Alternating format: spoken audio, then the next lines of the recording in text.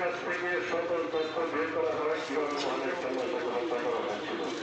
আর দেশের বাইরে যে হত্যাকারী আছে তাদের নির্বাচনের মাধ্যমে দেশে এনে ন্যায় বিচার দেওয়া হয়। সালমান শাহ এবং সালমান শাহ পরিবার সর্বস্ব ভক্তবৃন্দ ন্যায় বিচার পায়, বাংলাদেশের জনগণদের ন্যায় বিচার পায়। আমাদের এই মানববন্ধন থেকে এটাই জানো।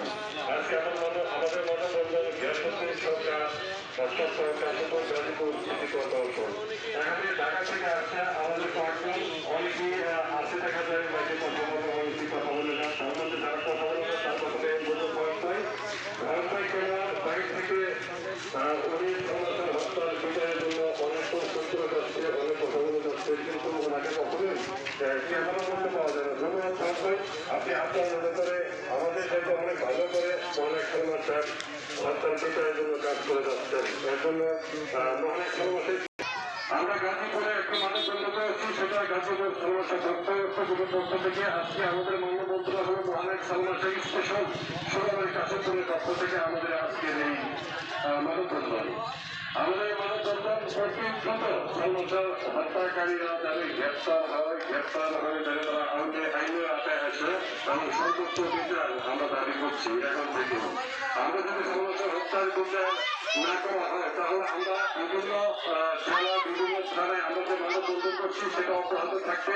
আমরা আস্তে আস্তে রাজপথে নেমে যাবো সালমান হত্যার বিচার সুস্থ নিরপেক্ষ তদন্তের মাধ্যমে যেন অনেক সালমান হত্যার বিচার হয়। যাই হোক, এখন আমাদের মাঝে সংক্ষিপ্ত কথা বলবে ছোট ভাই শেরপুর থেকে আসছে মহানায়ক সালমান ছাত্রী মহানায়ক সালমান বক্তব্য নিতে চাই। ধন্যবাদ।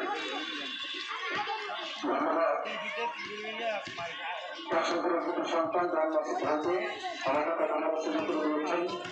সম্মানিত সাংবাদিক ভাইবোনেরা, সম্মানিত সালমান আসসালামু আলাইকুম। আমি মুখা সাহেব আমি সালমান সম্মানিত সালমান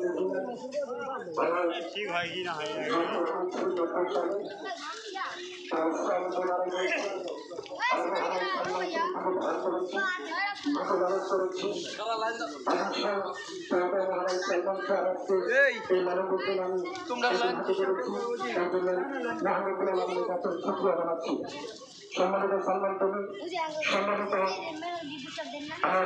ভাইরা সাংবাদিক ভাইরা, আমি একটা কথা বলতে চাই হঠাৎ করে আমাদের বাংলাদেশের ক্ষমতাধর সরকার তিনবারের সাবেক সফল